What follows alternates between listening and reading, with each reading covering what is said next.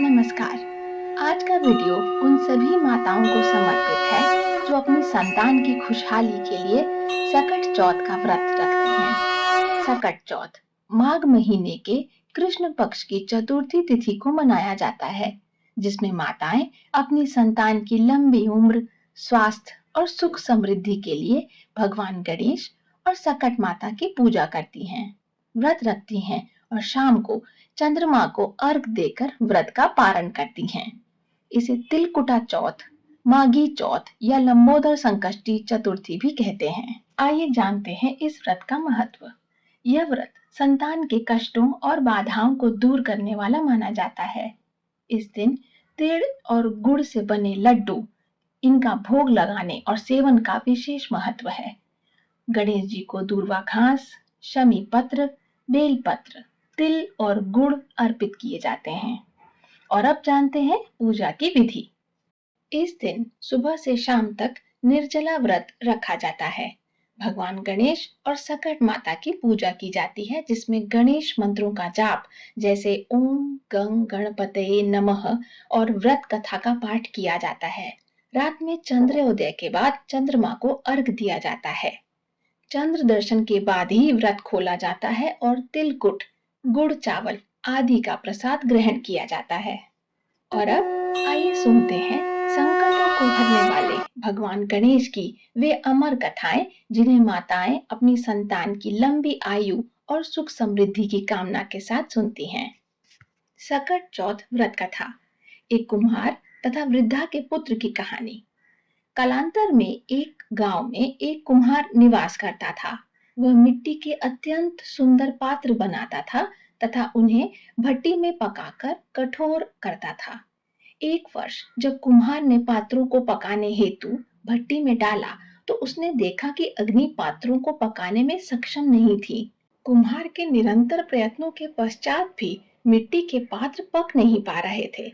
अंततः कुम्हार ने सहायता हेतु राजा से संपर्क किया। कुम्हार की व्यथा सुनने के पश्चात महाराज ने राजपुरोहित से विचार विमर्श किया तथा उनसे इस विचित्र समस्या का समाधान मांगा। राजपुरोहित ने सुझाव दिया कि प्रत्येक समय पात्रों को पकाने हेतु भट्टी तैयार करने के अवसर पर एक बालक की बलि दी जाए। राजपुरोहित का सुझाव सुनकर महाराज ने राज्य में यह घोषित कर दिया कि सदैव भट्टी तैयार होने के अवसर पर प्रत्येक परिवार को बलि हेतु एक बालक प्रदान करना होगा।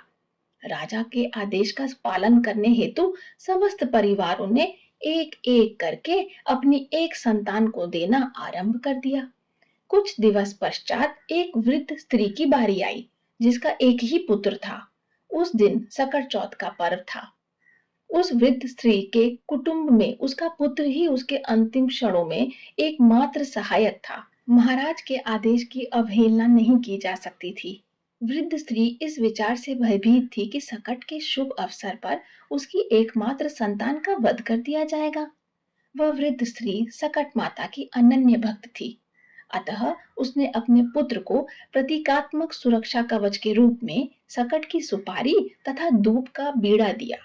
वृद्ध स्त्री ने अपने पुत्र से भट्टी में प्रवेश करते समय सकट देवी की प्रार्थना करने को कहा तथा यह विश्वास दिलाया कि सकट माता की कृपा से यह वस्तुएं भट्टी की अग्नि से उसकी रक्षा करेंगी। बालक को भट्टी में बैठाया गया।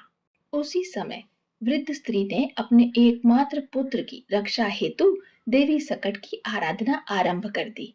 भट्टी की अग्नि दहन करने के पश्चात उसे आगामी दिनों में तैयार होने हेतु छोड़ दिया गया।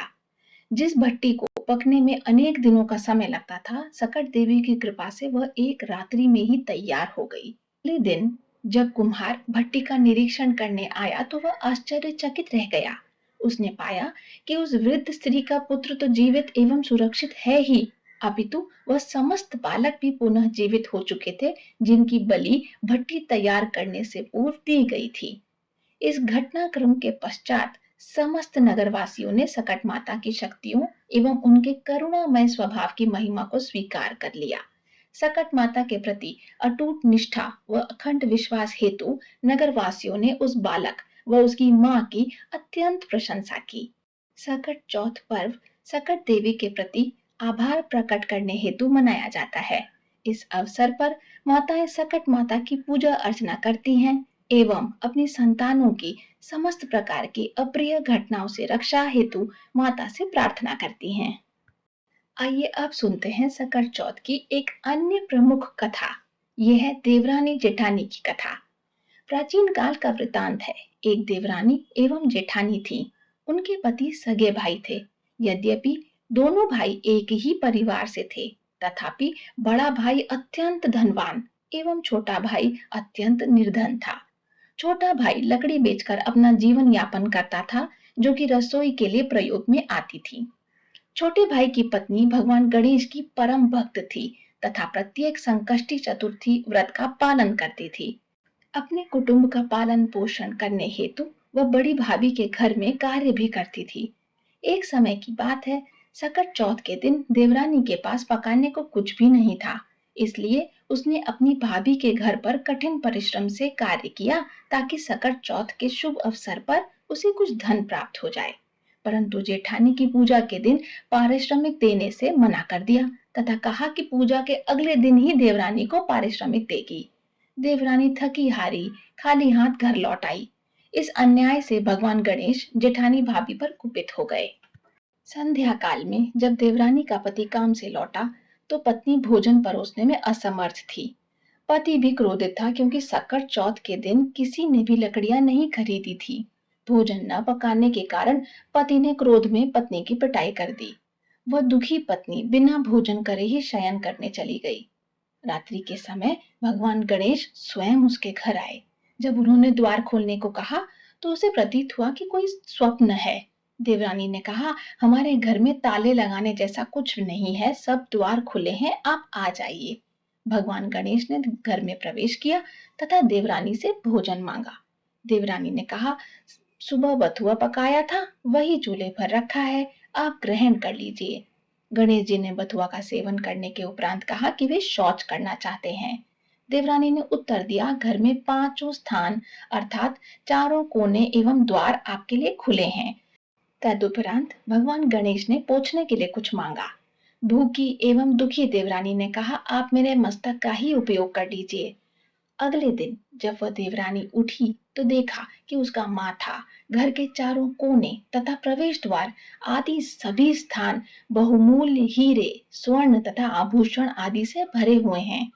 तब उसे बोध हुआ कि वह सपना नहीं था, वास्तव में भगवान गणेश स्वयं उसके कुटुंब को आशीर्वाद देने हेतु पधारे थे। तदुपरांत वह इस अथाह धन को तोलने हेतु अपने भाभी के घर तराजू मांगने गई। बड़ी भाभी ने तराजू के नीचे गोंद लगा दी थी। जब देवरानी ने तराजू लौटाया तो उस पर कुछ आभूषण चिपक गए थे, जिससे जेठानी को सत्य पता चल गया। जेठानी के बारंबार विनती करने पर देवरानी ने अपने घर पर गणेश जी के आगमन का संपूर्ण प्रकरण जेठानी के समक्ष वर्णित कर दिया। तत्पश्चात देवरानी की भांति ही धन संपदा प्राप्त करने हेतु जेठानी ने देवरानी के घर में काम करना आरंभ कर दिया। अगले वर्ष जेठानी ने भी वही प्रक्रिया दोहराई जो देवरानी ने की थी। यहाँ तक कि सकट चौथ के दिन जेठानी ने पति से स्वयं की पिटाई भी करवाई ताकि वैसा ही फल प्राप्त हो जैसा देवरानी को हुआ था। सब कुछ योजना के अनुसार हुआ, किंतु धन संपदा के स्थान पर संपूर्ण घर में मल एवं दुर्गंध फैल गई। जेठानी द्वारा नाना प्रकार के स्वच्छ करने पर भी वह मल नहीं हट रहा था। पंडितों ने सलाह दी कि यदि जेठानी अपनी संपत्ति को देवरानी के साथ समान भाग में बांट ले तो गणेश जी के श्राप का शमन हो सकता है। जेठानी ने ऐसा ही किया, परंतु गंध एवं मल नहीं हटा। फिर यह ज्ञात हुआ कि जेठानी ने एक हार देवरानी से साझा नहीं किया था। जेठानी द्वारा हार देने के उपरांत भगवान गणेश का श्राप पूर्णतः समाप्त हो गया। इस कथा का श्रवण करने के उपरांत भक्तगण देवरानी की भांति कृपा व आशीर्वाद प्राप्त करने हेतु भगवान गणेश से प्रार्थना करते हैं। बोलिए गणेश महाराज की जय। बोलिए सकट माता की जय। ऐसी मान्यता है कि जो भी माताएं श्रद्धा भाव से यह कथा सुनती हैं, भगवान गणेश जी उनके बच्चों के जीवन से सभी संकटों को हर लेते हैं। हम यही कामना करते हैं कि विघ्नहर्ता आप सभी की मनोकामनाएं पूरी करें और आपकी संतान को लंबी आयु और सुख समृद्धि प्रदान करे।